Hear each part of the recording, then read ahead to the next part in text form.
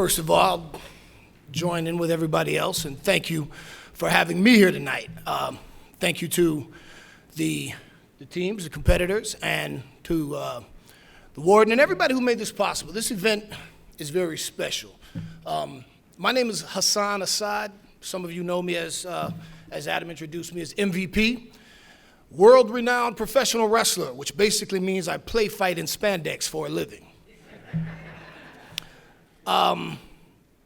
But to tell you, I was telling the convicts a little earlier, and I don't know if it's changed, but back when I was in prison, being a convict was a good thing. Being an inmate, not so much. The guards would call you inmate, but we called each other convict, if you were a convict. I grew up in Miami, and I chose at a young age to run the streets.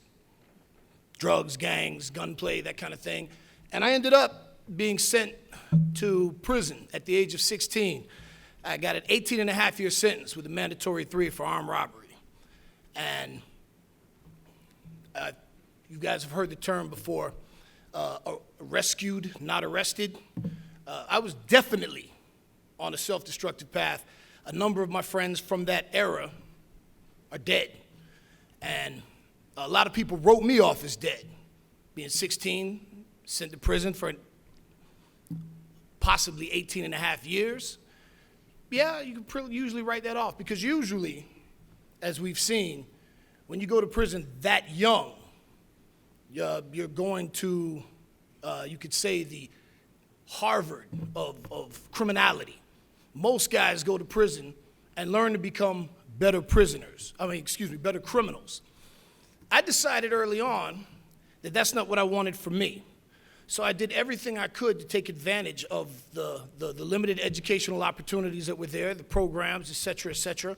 And one of the things that I learned is that the ability to be an effective communicator, and I say effective communicator, because lots of people can talk, but can you effectively communicate your position to another person?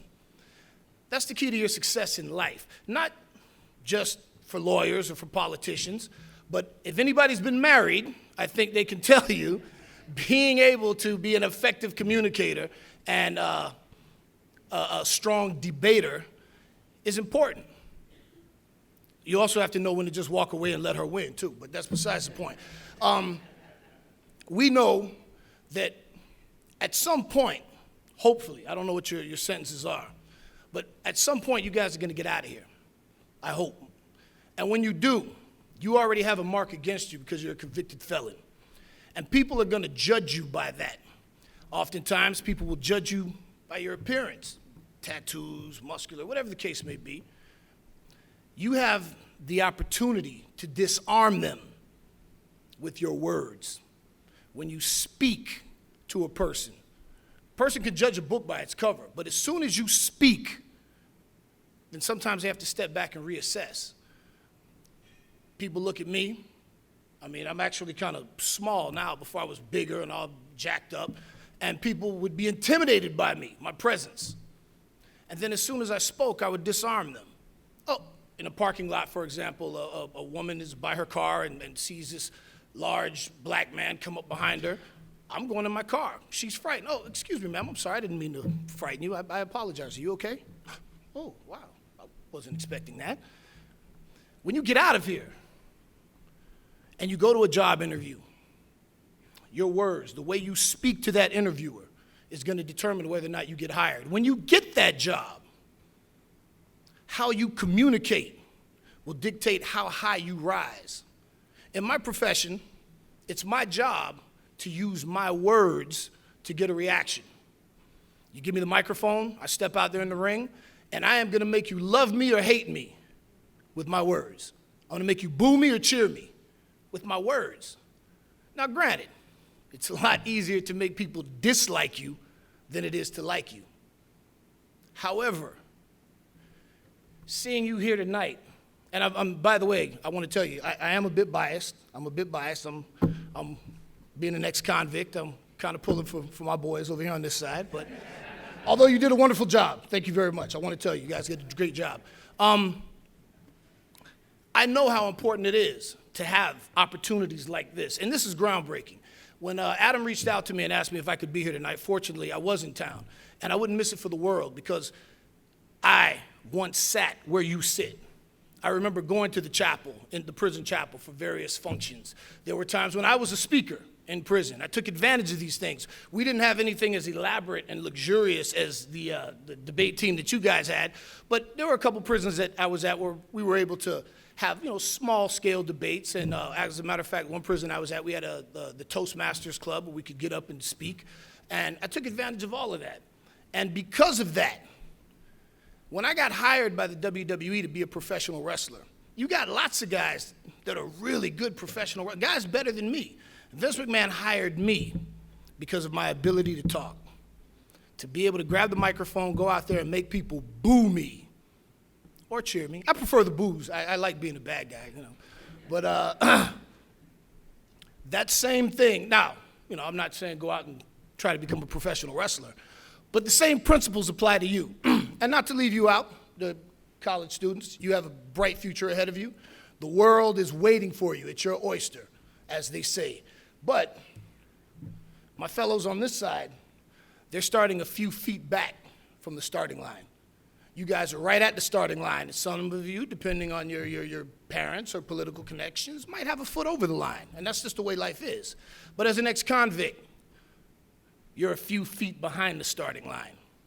And the only way that you can even that up, as we were discussing earlier, education. Educate yourself. Knowledge is strength, and you're at a disadvantage walking out of these gates. Words truly make the man. Donald Trump, I met the man personally. He is awesome at either alienating people or rallying people, depending on your temperament. But it's his words. It's his words. Any politician, it's their words. And you saw tonight the ability for people to use their words to present an argument, defend an argument, make a case. I want all of you, inmates, I'm speaking specifically to inmates, to double down on your efforts here. Double down. Read. Educate. Take advantage of any opportunities that the prison system gives you. Because I know there aren't many, but the few that they do have, take advantage of them. Because I'm not an angel, I'm not a martyr, I'm a convicted felon who didn't want to come back to this. This is not the life that I wanted. And as I told you earlier, man, I'm actually excited about being back in prison for this event. And there have been times when I've gone to juvenile detention centers and various at-risk youth programs to have this conversation, to tell them there is life after prison. This is the belly of the beast, but eventually you're going to get regurgitated. You're going to get kicked out of here, hopefully. And when you do, you have to be prepared because it's not going to be easy. No one's going to give you anything. However hard, I don't know what your work details are, but Texas is famous for hard work, tough guys, and the prison system is infamous. You're going to have to work twice as hard when you get out. You're going to have twice as much conviction. And sometimes you're going to have twice as much sacrifice as somebody who's not coming from your position. What is important to me when I leave here today, to you specifically, is that you know that despite the fact that you will always have the scarlet letter on your forehead, you will always be an ex-convict, even if somehow miraculously you get pardoned by the governor, run for public office and see if someone doesn't bring up the time you went to prison for whatever it was you went for. You will always have the scarlet letter. But what you can do is redeem yourself in society. And fortunately, I worked very hard, and I was able to create a situation for myself where I became an international celebrity. People all around the world know me. And my ghetto pass is valid in the hood because I go back and I talk to dudes and I show them, hey, I'm you, but there's a different way. And I say again today, I'm you. As a matter of fact, I was looking at the white uniforms. When I was at Glade CI, we used to have white uniforms, and those were only for the orderlies. So everybody wanted to get an orderly job because A, you get to work in the AC, and B, you get the real cool white uniform, all nice and pressed up. So I want you guys to know that I'm proud of you. I'm proud of you for taking your life into your hands and deciding that you want to do something, you want to better yourselves. And I want you to know that no one can tell, and this applies to you all as well, no one can tell you what you can and can't do. You have to believe in yourself and have the conviction that you will be successful. And at times you will need a laser beam-like focus. Figure out what it is that you want to do. I don't know what you did before. Some of you can't do whatever it was you did before. You're going to have to change your careers. And some of you probably shouldn't do what you were doing before. But don't let anybody dictate to you what you can and can't do. When I used to be a bouncer, making $100 a night, working on South Beach, people knew that I was an aspiring professional wrestler. And guys would come up and, some of the rich club owners or the regulars would be, you still doing that wrestling thing? How's that wrestling thing working out for you? Well, today their children play with my action figures, all right? I had a job, and one of the supervisors considered me for a managerial position. And he said, what do you intend to do with your life? And I said, well, I'm going to be a professional wrestler. I'm going to wrestle for the WWE. And he and the other managers all laughed. And he said, I tell you what, if Vince McMahon calls you to work for him, the Doors are going to call me to be their lead singer. And about a year and a half later, I sent him a picture, autographed with me and Vince McMahon, and I said, have the Doors called you yet? The Doors aren't going to call you guys. Vince McMahon never called me, but I kicked his door down. And in the world that's out there waiting for you, figuratively speaking, because I know some of you may have actually kicked in some doors. I'm not advocating that. Figuratively speaking, go out there and kick the door down. Take what you're getting here and use it for your future so that one day you can come back to prison and give something back, maybe be an inspiration, a beam of hope, whatever the case may be. You can do it. I did 9.5 years in the Florida State Department of Corrections. I was 16 when I went in, 26 when I came home. I grew up in prison. I became a man in prison.